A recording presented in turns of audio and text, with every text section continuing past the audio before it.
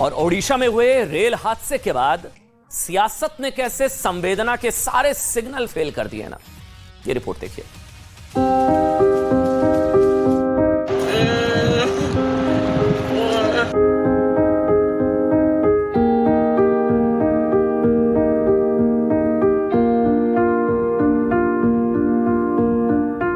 बहुत ही संवेदना के साथ जिन परिवारों के मेंबर्स खो गए, उनको किसी न किसी जल्दी से जल्दी उनके पास उनके परिवारजन पहुंचे।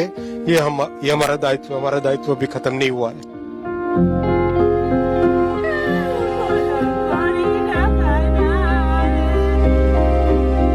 उनसे पूछो भैया ट्रेन एक्सीडेंट क्यों हुआ, कहेंगे भैया वो देखो कांग्रेस ने 50 साल पहले ये किया। I remember A train accident when the Congress party was in power. The Congress party did not get up and say, now it is the fault of the British that the train has crashed. No, the Congress minister, I remember, said, it is my responsibility the train has crashed, I am resigning.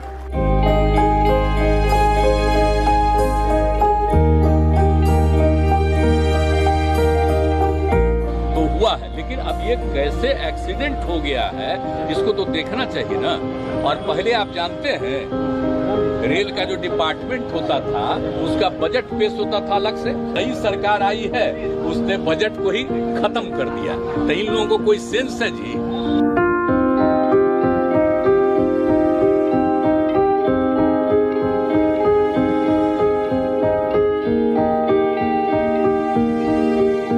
जो triple engine का सपना दिखा रहे थे, आपने देख लिया ना, ट्रिपल इंजन बढ़ गए।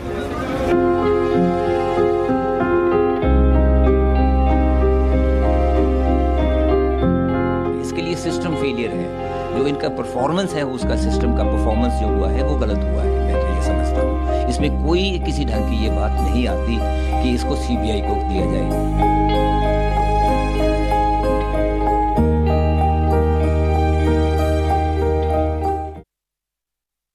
कहते हैं कि पॉलिटिक्स में ना टाइमिंग का बहुत बड़ा खेल होता है। मतलब किस समय पर क्या बोला जा रहा है, क्या नहीं बोला जा रहा है, ये सच भी और यही बहुत कड़वा सच है। फर्क नहीं पड़ता कितने लोग मारे गए, उनके मृतक, उनके परिजन, राहत बचाव कार्य, किसी से फर्क नहीं पड़ता। बस टाइमिंग का बहुत इंपॉर्टेंट है कि टाइम पर यह मुद्दा उठा दिया जाए और घेरने का मौका कहीं हाथ से ना निकल जाए।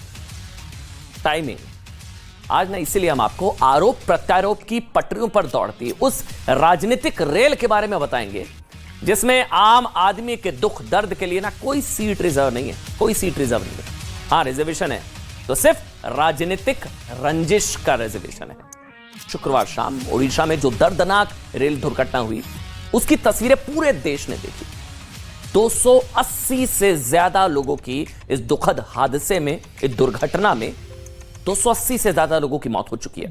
घायलों का आंकड़ा 1000 से ज्यादा है। 1000 जो लोग इस दुनिया में नहीं रहे, उनमें से कई शव अभी उनके घर वालों के पास भी शायद नहीं पहुंच पाए होंगे। कोशिश लगातार जारी है। दुनिया भर के देश इस दुख की घड़ी में ना भारत के साथ एकजुटता दिखा रहे, क्योंकि ये समय नहीं है ना पॉलिटिक्स का, ये समय नहीं है। लेकिन पॉलिटिक्स में तो टाइमिंग इंपॉर्टेंट होती है। नेताओं को फर्क नहीं पड़ता है क्या समय क्या नहीं, मौका हाथ से ना निकल जाए कहीं। हमारे ही देश के राजनेताओं ने ना इस हादसे पर जबरदस्त राजनीति शुरू कर दी है। राजनीति का गंदा खेल आप इसको कह सकते हैं। संवेदना का सिग्नल फेल। नई दिल्ली से लेकर न्यूयॉर्क तक कुछ लोगों को यह लग रहा है कि मोदी को घेरने का बड़ा अच्छा मौका है। कहीं हाथ से ये निकल ना जाए मौका। फर्क नहीं पड़ता कितने लोग मरे हैं, कितने लोगों की दुखद मृत्यु है, फर्क नहीं पड़ता। मोदी को घेरने का मौका है। ऐसे लोगों को यकीन मानिए राहत बचाव से ज्यादा ना रेल मंत्री के इस्तीफे की उसमें ज्यादा दिलचस्पी है। मृतकों या उनके परिजनों से ज्यादा उन्हें पीएम पर हमले की ज्यादा चिंता है। लोगों की चिंता नहीं है, पीएम पर हमले की ज्यादा चिंता है। सिर्फ इसलिए ना ताकि विपक्ष इस दुर्घटना के बहाने ट्रैक से उतर चुकी राजनीति को किस तरह से वापस पटरी पर ले आए। लेकिन यह सब हो रहा है उन लोगों के आंसुओं की कीमत पर जिन्होंने इस हादसे में अपनों को खोया, जिनका जीवन शायद संभवतः पहला जैसा नहीं रहेगा कभी, जिनके अपने अब कभी लौट कर नहीं आ पाएंगे। वैसे आगे बढ़ने से पहले हम साफ शब्दों में स्पष्ट कर दें कि हादसा बहुत दुखद है, बहुत दुखदाई है। और हम ये मांग करते हैं कि दोषियों के खिलाफ ऐसी कार्रवाई होनी चाहिए, ऐसी कार्रवाई कि दोबारा गलती करने वाले 100 बार सोचें। दुर्घटना के लिए जिम्मेदार लोगों को ऐसा सबक मिलना चाहिए कि देश में फिर ऐसी दुर्घटना ना हो। राजनीतिक रूप से भी हम किसी का बचाव ना कर रहे हैं ना करेंगे, लेकिन हम देश के आम नागरिक के तौर पर ना सिर्फ ये सवाल पूछ रहे हैं कि इस दुर्घटना में मारे गए लोगों की चिताएं अभी ठंडी भी नहीं हुई होंगी। यकीन मानिए, अपनों को खोने वालों की आंखों के आंसू भी अभी सूखे नहीं होंगे। इस दुर्घटना से हजारों लोग अभी सदमे से उभरे भी नहीं होंगे। क्या ऐसे समय में राजनेता शोक की घड़ी में कम से कम ये मौका तलाशना, संभावना तलाशना, अच्छा मौका है, मोदी को घेर लो, रेल मंत्री को घेर लो, उनको पकड़ लो, ये सब छोड़ सकते हैं कुछ समय के लिए, क्योंकि अभी प्रायोरिटी राहत और बचाव का काम है। तभी तो सोचिए, अमेरिका जाकर राहुल गांधी भी इस दुर्घटना पर राजनीति करते हुए कह रहे हैं कि बीजेपी की सरकार सिर्फ रियर व्यू मिरर में देखते हुए गाड़ी चला रही है और देश में जो कुछ होता है उसमें कांग्रेस का दोष ढूंढने लगती है। अमेरिका में भी ये सब चल रहा है। आप राहुल गांधी का बयान सुनिए, हम आपको सुनाते हैं, आपको बुरा लगेगा, दुख पहुंचेगा कि ये समय नहीं है कम से कम अभी, लेकिन चलिए आप सुनिए। फिर हम ना राहुल गांधी जी को राजनीति के असली रियर व्यू मिरर में कुछ तथ्यों के दर्शन हम करवाएंगे, क्योंकि उनकी ये बात देखिए बिल्कुल सही है। उनकी ये बात से हम इत्तेफाक रखते हैं कि गाड़ी ना पीछे देखकर नहीं चलाई जा सकती, लेकिन देखिए गाड़ी में एक रियर व्यू मिरर लगा होता है ना ऊपर की तरफ, वो इसलिए होता है ताकि आप पीछे से आने वाले ट्रैफिक का अंदाजा लगाकर अपनी दिशा सही कर सके। और ऐसा इतिहास के साथ भी है। इतिहास के रियर व्यू मिरर में झांकना बहुत जरूरी है, इसलिए जरूरी होता है ताकि अतीत में हुई गलतियों का एहसास रहे और वर्तमान की गाड़ी भविष्य की पटरी पर सही तरीके से दौड़ सके। उनसे पूछो भैया ट्रेन एक्सीडेंट क्यों हुआ, कहेंगे भैया वो देखो कांग्रेस ने 50 साल पहले ये किया, भैया कांग्रेस पार्टी ने 60 साल पहले ये किया। It is immediate, there immediate response, भैया पीछे देखो। Now you think about it, all of you came here by car, using your cars. Imagine if the only thing you did was look in the rear view mirror. The passenger would be saying, भैया क्या कर रहे हो, मरवा दिया आपने, right? That is the phenomena of Narendra Modi ji. He is trying to drive the car, the Indian car, and he only looks in the rear view mirror. And then he does not understand why this car is crashing, not moving forward. And it's the same idea with the BJP, with the RSS, all of them. You listen to them. The Congress party did not get up and say, now it is the fault of the British that the train has crashed. No. The Congress minister, I remember, said, it is my responsibility the train has crashed. I am resigning. इस चीज को बहुत ध्यान से समझिएगा। अंदाजा राहुल गांधी को भी है कि इतिहास में बहुत गलतियां हुई हैं हमसे, इसलिए नैतिकता की बात कम से कम कांग्रेस पार्टी तो ना ही करे बेहतर है। यह अंदाजा है राहुल गांधी जी को भी, इसलिए वो कह रहे हैं कि रियर व्यू मिरर पीछे क्यों देख रहे हैं, क्योंकि पता है पीछे देखने से सारे जो चीजें हुई हैं इतिहास में वो दुनिया को पता लग जाएंगी, इसलिए पीछे मत देखो, पीछे मत, रियर व्यू मिरर की जरूरत क्या है। अंदाजा राहुल गांधी को है कि इतिहास में बहुत गलतियां हुई हैं और वो बिल्कुल सही कह रहे हैं कि सिर्फ रियर व्यू मिरर में देखकर गाड़ी नहीं चलाई जा सकती, सिर्फ वहां देखकर रियर व्यू मिरर। लेकिन उन्हें ना ये बात भी समझनी चाहिए कि रियर व्यू मिरर में देखे बिना भी गाड़ी सही से नहीं चल सकती। आपकी गाड़ी में हो ही ना रियर व्यू मिरर। नहीं, आज हमने कांग्रेस और तमाम विपक्षी पार्टियों के लिए ना सच्चाई का एक ऐसा ही रियर व्यू मिरर तैयार किया जिसका जिक्र राहुल गांधी कर रहे थे, जिसमें अगर एक बार देश के राजनेता झांक लेंगे ना एक बार, तो वो खुद प खुद शोक में संभावना तलाशने वाले अपने बयानों पर यकीन मानिए ब्रेक लगा देंगे। हम कह रहे हैं ना, नैतिकता की बात कम से कम ये लोग ना ही करें तो बेहतर है, क्योंकि पहला उदाहरण रियर व्यू मिरर से प्रॉब्लम है ना राहुल गांधी जी को। थोड़ा सा दिखाते हैं रियर व्यू मिरर, देखिए रियर व्यू मिरर में आज आपको दिखाएंगे। पहला उदाहरण सुनिएगा, जुलाई 2011 का है, जब 24 घंटे के अंदर उत्तर प्रदेश और असम में एक नहीं 2 रेल हादसे हुए थे। 24 घंटे में 2 रेल हादसे, 60 से ज्यादा लोगों की जान चली गई थी। राहुल गांधी कह रहे हैं रियर व्यू मिरर मत देखिए, क्योंकि पता है दिख गया, लोगों को पता लग गया तो लोग हमसे पूछेंगे आप किस हैसियत से सवाल पूछ रहे हैं भाई, आप नैतिकता की बात कर रहे हैं, आप नैतिकता का तकाजा सिखाएंगे। क्या हुआ था, 60 लोगों की जान चली गई 24 घंटे में 2 रेल हादसे। तब सरकार में कोई केंद्रीय रेल मंत्री नहीं था, सुनिएगा ध्यान से, और रेलवे की सारी जिम्मेदारी रेल राज्य मंत्री के तौर पर टीएमसी के नेता मुकुल रॉय देख रहे थे। रेल राज्य मंत्री, उन्हें प्रधानमंत्री कार्यालय से गुवाहाटी जाकर हालात का जायजा लेने के ऑर्डर मिले थे। वो गए क्या? वो गए? आज तो इस्तीफा मांगा जा रहा है। पता है क्या हुआ था तब? लेकिन वो तत्कालीन प्रधानमंत्री मनमोहन सिंह के आदेशों की अवहेलना करते हुए गुवाहाटी नहीं गए। वो गए ही नहीं। तब ना तो तत्कालीन प्रधानमंत्री मनमोहन सिंह ने उनका इस्तीफा मांगा। रियर व्यू मिरर मत देखिए, राहुल गांधी जी कह रहे हैं ना, देखिए ना रियर व्यू मिरर। तब ना उनका इस्तीफा मांगा गया, वो तो गए नहीं। ना राहुल गांधी जी ने और ना ही ममता बनर्जी ने।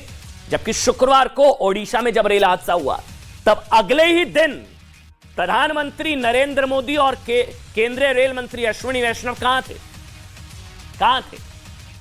दुर्घटना स्थल तक पहुंच चुके थे अगले ही दिन। रेल मंत्री अश्विनी वैष्णव तो 50 घंटों तक दुर्घटना स्थल पर डटे रहे।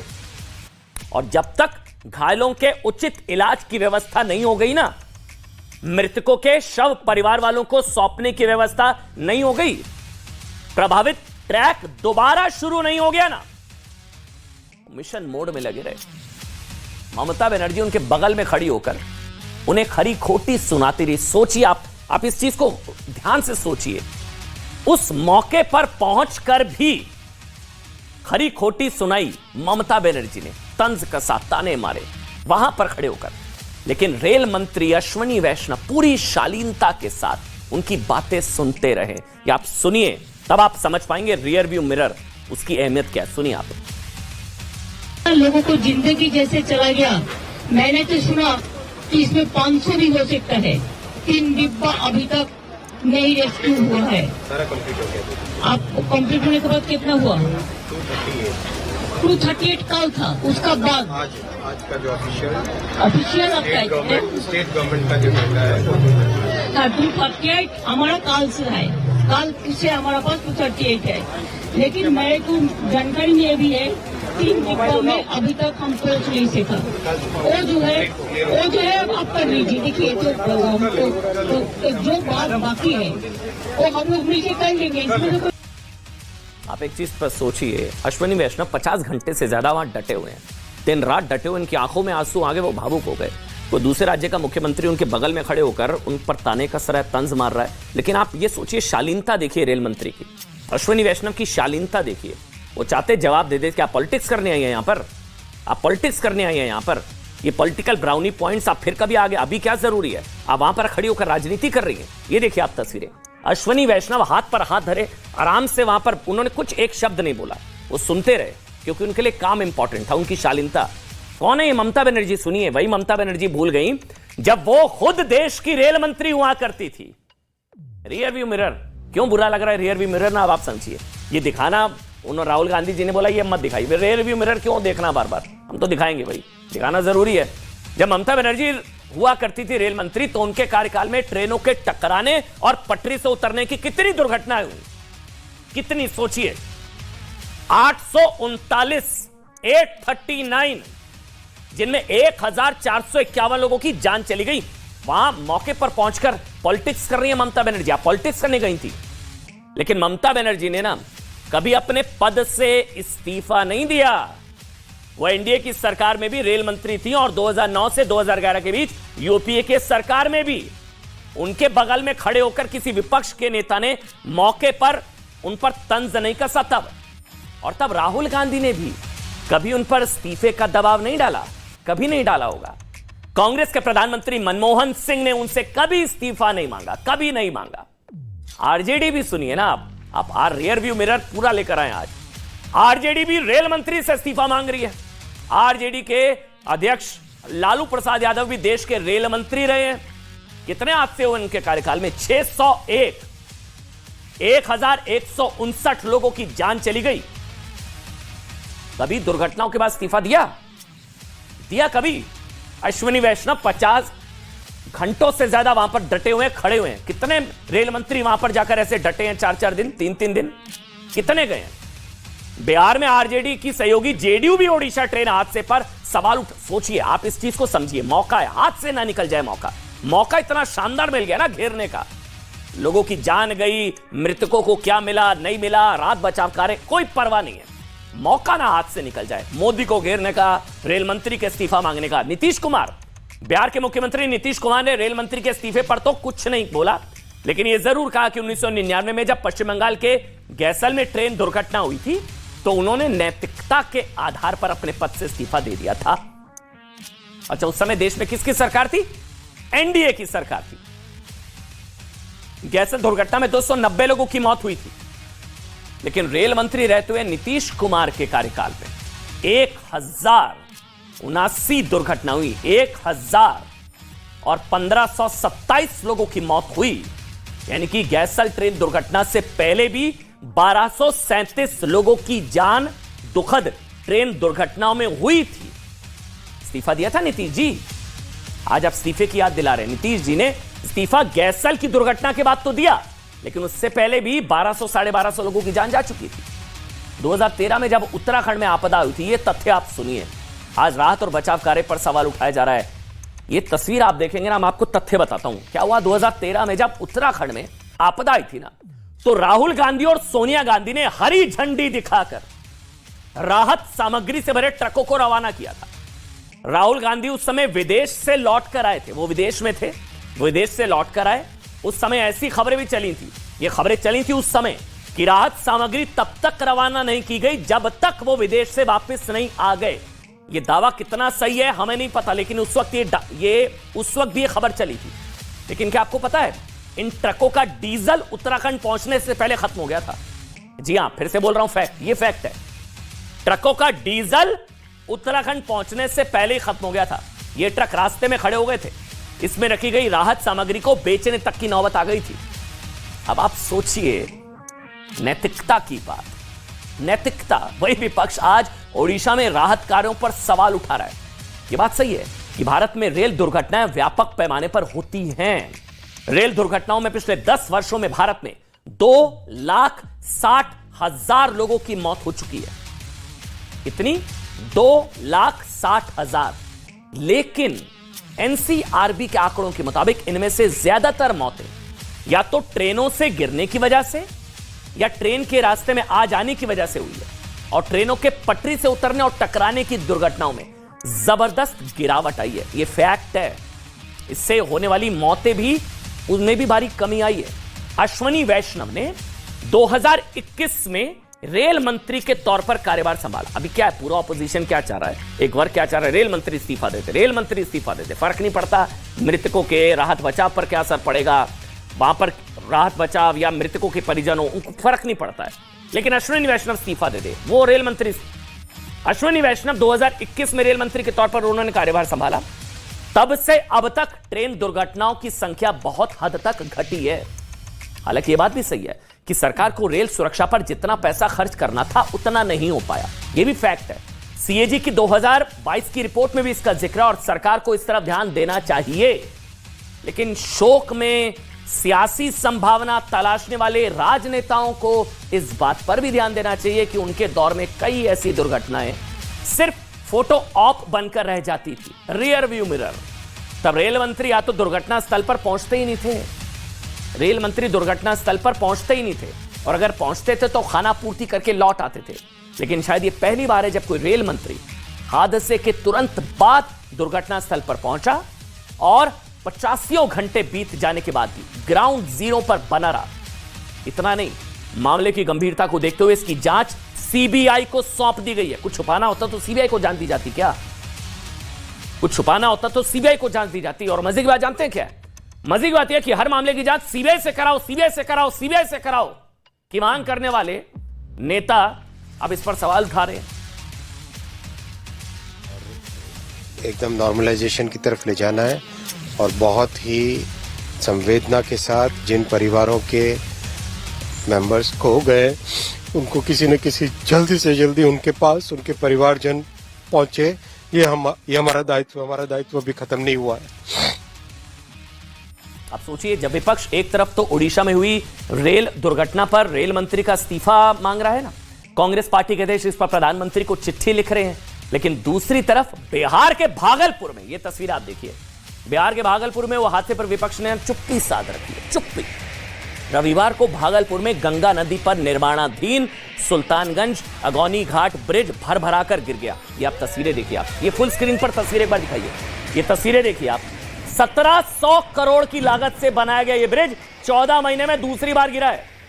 पहले आप इस ब्रिज के गिरने की तस्वीरें देखिए, आप अपनी बात को आगे बढ़ा रहे हैं, लेकिन पहले ये आप ब्रिज के एक बार गिरने की तस्वीर एक बार दिखा दीजिए।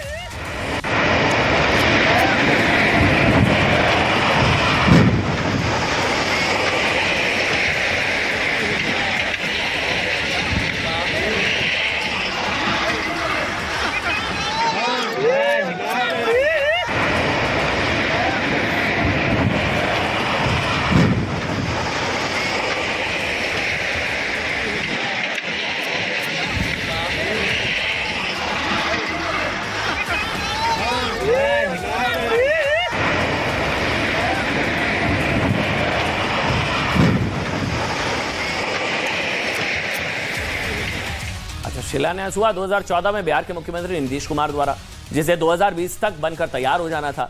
लेकिन 9 सालों में भी यह ब्रिज बनकर तैयार नहीं हो पाया, लेकिन 2 बार भर भरा कर गिर गया। पिछली बार की तरह इस बार भी नीतीश कुमार ने जांच की बात कही, लेकिन पिछली बार की तरह इस बार भी प्रथम दृष्टया यही कहा जा रहा है कि कंस्ट्रक्शन की घटिया क्वालिटी की वजह से यह पुल बार बार दुर्घटना का शिकार हो रहा है। बस गनीमत यह है कि इस हादसे में किसी को कोई नुकसान नहीं हुआ, लेकिन विपक्षी एकता का ब्रिज मजबूत रखने के नाम पर कोई भी विपक्षी, सुनिएगा फिर से इस वाक्य को ध्यान से, लेकिन विपक्षी एकता का ब्रिज मजबूत रखने के नाम पर कोई भी विपक्षी राजनीतिक दल नीतीश कुमार का इस्तीफा मांगने की हिम्मत नहीं जुटा पा रहा। हाँ, ये सही है कि इस हादसे में किसी की जान नहीं गई, लेकिन सोचिए अगर 4 लेन का ये ब्रिज बनकर तैयार हो गया या हो जाता है, इस पर वाहनों की आवाजाही शुरू हो गई होती, तो क्या होता? मांगा किसी ने इस्तीफा?